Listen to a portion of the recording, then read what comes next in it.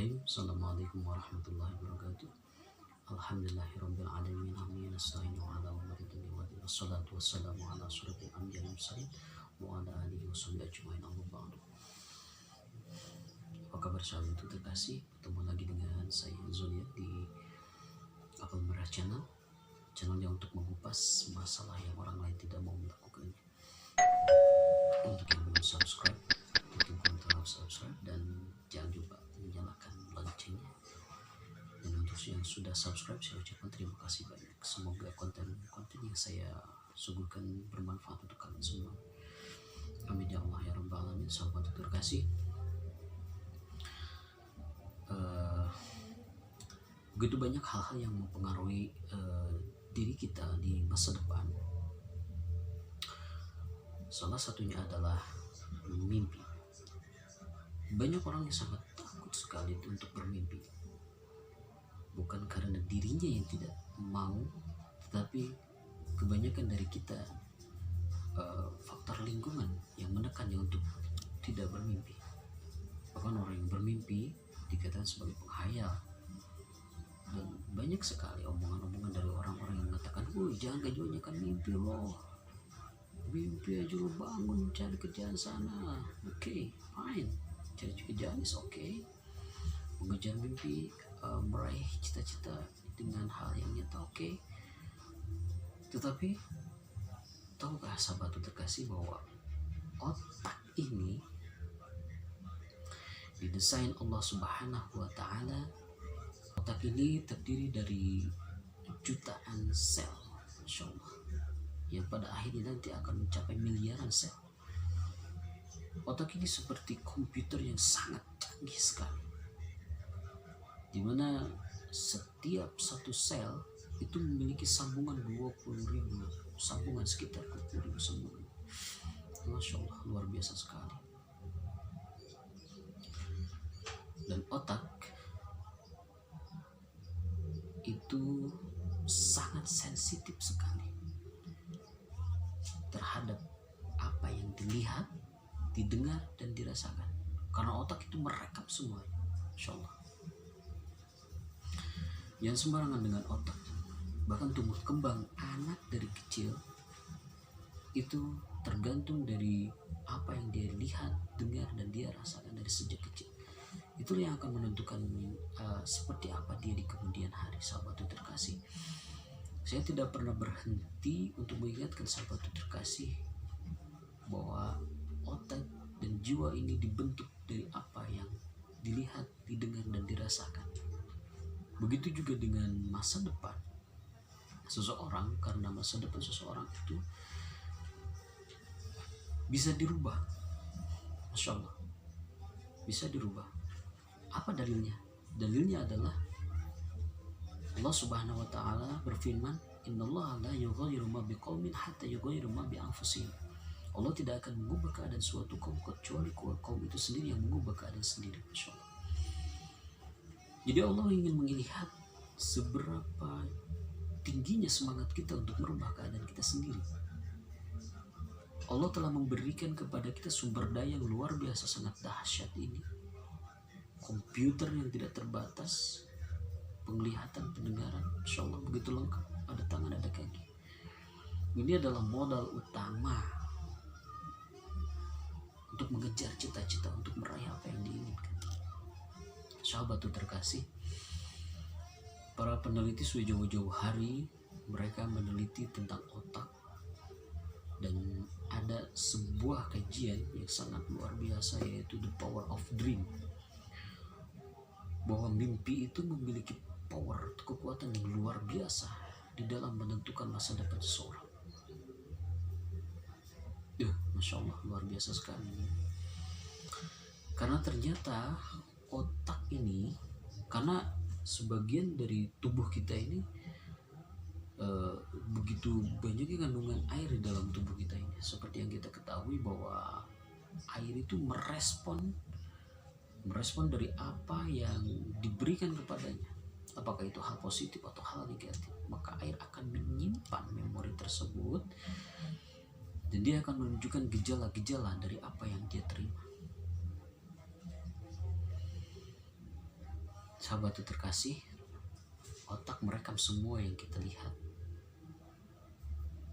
Bahkan ucapan, suara, dan perasaan yang kita rasakan, otak itu merekam semua. Maka dari itu jangan coba-coba dengan otak. Maka kita harus bersungguh-sungguh dalam mensyukuri nikmat dari Allah Subhanahu wa Ta'ala ini. Jangan racuni otak ini dengan kita menonton hal-hal yang tidak baik, menonton hal-hal yang melemahkan motivasi kita, apalagi kita sebagai muslim melemahkan keimanan kita. Karena otak mereka itu semua itu. Maka lihatlah yang baik-baik, yang bisa memotivasi kita untuk lebih baik lagi ke depannya, lebih zuhud, bersungguh-sungguh lagi, lebih berjihad lagi, bersungguh-sungguh lagi untuk beribadah kepada Allah Subhanahu wa Ta'ala dan berikhtiar mencari nafkah, ya. Masya Allah. Yang kedua, kendalikan pikiran kita dan perasaan kita untuk selalu positif. Ini dia. Kenapa pikiran dan perasaan harus selalu positif? Kita harus mengendalikannya karena kita sesuai dengan perasaan kita. Sebagai contoh, apabila dalam satu hari, di pagi hari kita sudah bad mood, maka dapat dipastikan pada siang hari sampai sore hari nanti, hari-hari kita akan berantakan. Tetapi apabila di pagi hari kita dimulai aktivitas dengan bahagia, senyuman, maka ketika kita sore hari pulang dari pekerjaan, perasaan puas dan hati yang bahagia dengan menjalankan aktivitas pada hari itu. Dan sahabatku terkasih, kita harus menjaga dari apa yang kita dengar. Sebisa mungkin kita harus menghindari perkataan-perkataan negatif, perkataan-perkataan yang bisa membuat mental kita down, sehingga kita terjadi mental block. Kita harus menjaga itu, ya, sahabat terkasih. Karena perkembangan otak ini dibentuk selain melalui nutrisi, melalui olah pikir, juga melalui perasaan dan pemikiran-pemikiran yang positif. Maka otak itu akan bertumbuh dengan baik. Apabila yang diterima responnya adalah hal-hal yang negatif, maka otak itu akan menyusut dan dia sulit untuk berkembang. Maka ada pepatah mengatakan bahwa motivasi yang paling baik adalah diri kita sendiri. Kenapa? Karena otak men-setting dari apa yang kita pikirkan, apa yang kita ucapkan. Jadi penentu untuk seseorang menjadi lebih baik ke depannya ada dirinya sendiri. Di dalam otak ada yang namanya anchor, jangkar. Ini adalah kata-kata yang mengakar, yang tersimpan di dalam memori otak seseorang, sehingga menjadi nilai-nilai dan diyakini, menjadi keyakinan dalam diri seseorang. Oke, baik, saya pernah membaca sebuah buku, di mana di buku itu dikatakan bahwa anchor ini sangat berpengaruh sekali. Banyak di sekitar kita tumbuh dan berkembang mitos-mitos, mitologi, insya Allah. Salah satunya adalah pernah kita mendengar apabila seseorang menabrak kucing, maka dia akan mengalami kesialan.